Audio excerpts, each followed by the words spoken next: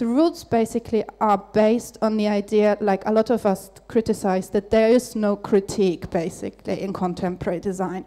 In the case of Chairless by Vitra, Alice Rawson for the prosecution as the DA, Alejandro Aravena, designer of Chairless, who has declined an outside counsel and will defend himself. The witnesses, producer Rafael Bram from Vitra. The court is in session, and at the end it's up to the final verdict, which is in this case by you. We have 10 examples of the Chairless with us, that it's not only a verdict that you will do after listening to the debate, but we will call 10 volunteers to use the Chairless. Who wants to test it? It's a trial, and we're being judged. The only thing that I'm going to try to do is to be honest. I was introduced to this chair by a friend of mine, an architect from Paraguay, Solano Benitez, who back in maybe 2004 showed me a book, and there was a picture in the book and said, "Take a look at this chair."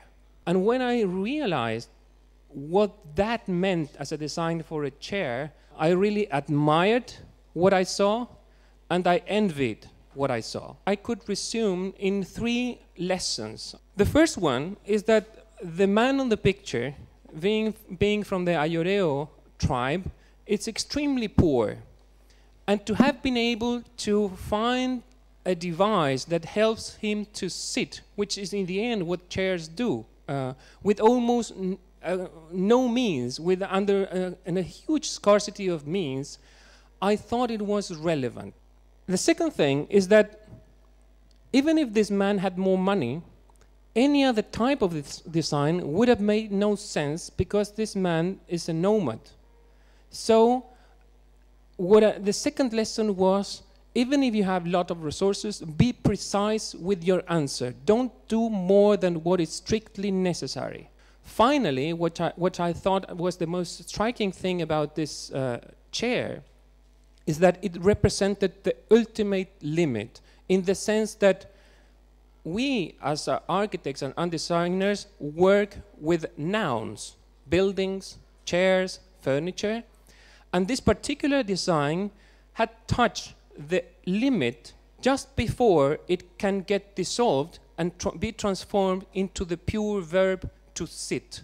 So the notion of an irreducible design, irreducibility, was something I would like to follow in my own projects. I am the district attorney, so I represent you, the people. I'm prosecuting this case, and Alejandro has given a really wonderful explanation of Chairless, this product, which happily I have been testing out over the last couple of days, and there are many great things to say about it. It's colourful, it's cute, it's fun, everybody's sitting there, some looking a little uncomfortable, others super happy, and they're testing it out, and I thoroughly enjoyed doing so.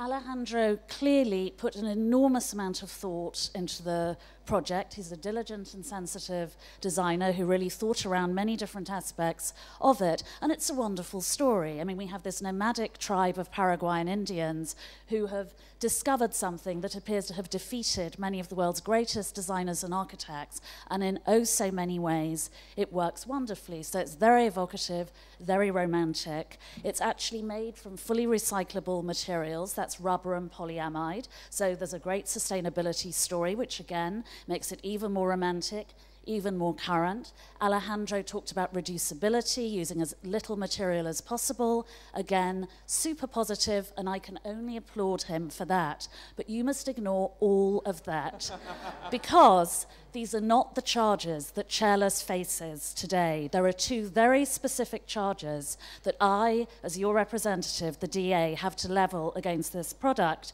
And one is that it is potentially injurious to the health of the user. And secondly, that there is no justification for producing the product on a commercial basis by a company like Vitra, the sort of rip-roaring alpha male of the global furniture industry. First, where do you have that idea from, that sitting on the floor is healthy? It is not. Look at the people who sit without the chairs. They're crunched like that. It's absolutely not healthy. And whoever told you that, you should get to a better ergonomist. I will find you one, and you have a better argument. Actually, The Rolf, other- if I, as a number point two, of number procedure, two. objection, Your Honour, this is a defence witness. It is not for him to be cross-questioning the court. He is trying to cast himself in the role of prosecuting counsel. Well, I have to. It's a second argument.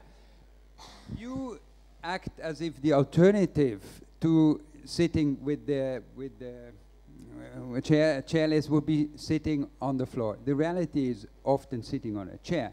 Do you think sitting on a chair is better for building up the muscles that you are so keen on?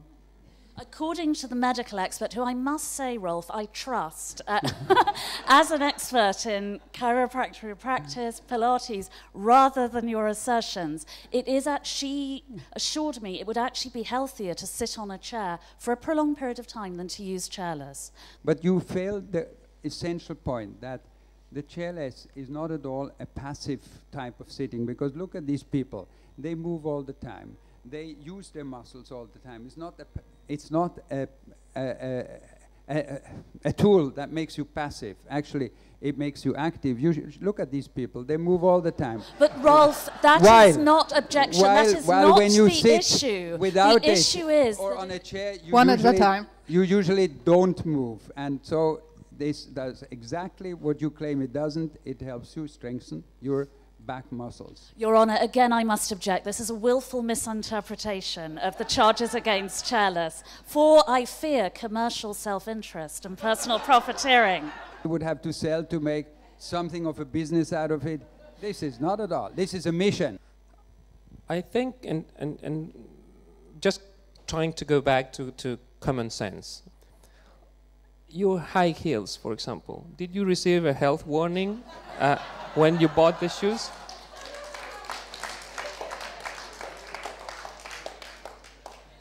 I think it's about choice, and this is, I'm just saying this because it's strictly connected with the fact of the open source, of how giving clues to people by giving the example. You just have a piece of cloth and you can do it at home. But if you want to, you have the choice to have a product that has solved 2 or 3 details in extra to that.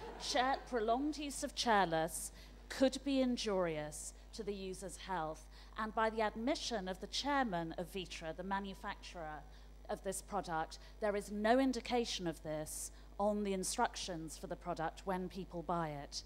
And secondly, by the admission of the defense attorney, who just so happens, in a rather nepotistic twist, to be the designer of this product, that you could easily make it yourself. And in doing so, you'd have a fantastic creative opportunity, a great learning experience, and could achieve the sort of higher plane of spirituality and understanding that he has alluded to so movingly. So on those 2 precise charges, despite its cute colour, despite the sort of cheerfulness of it all and the recyclable materials, I would urge the court to vote that chairless is guilty as charged of being potentially injurious to health, because let's face it, none of us want a bad back, and something that need not necessarily have been manufactured commercially.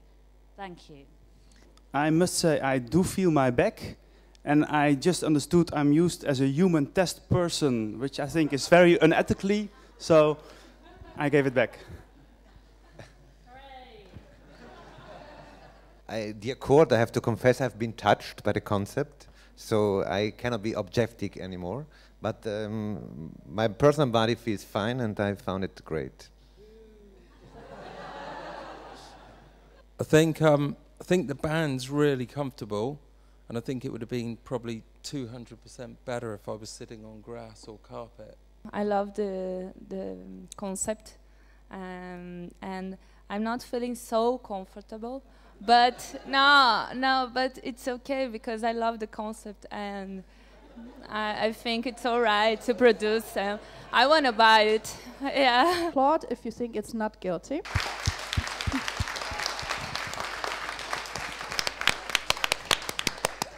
And I would like to hear those who think it is guilty of all charges to boo. We'll see you all in the back clinic.